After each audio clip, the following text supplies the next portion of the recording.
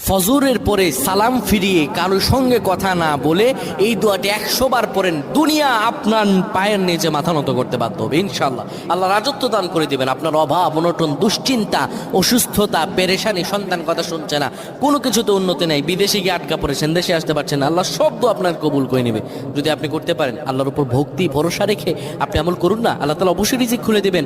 আল্লাহ তাআলা আল্লাহু খায়রুর রাজিকিন, আল্লাহ হচ্ছে উত্তম রিজিক দাতা।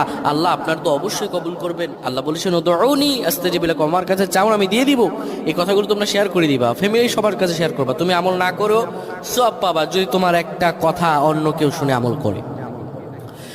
আমার প্রিয় ভাইরা, ফজর নামাজের পরে নবীজি কখনোই আমলটা ছেড়ে দিতেন না।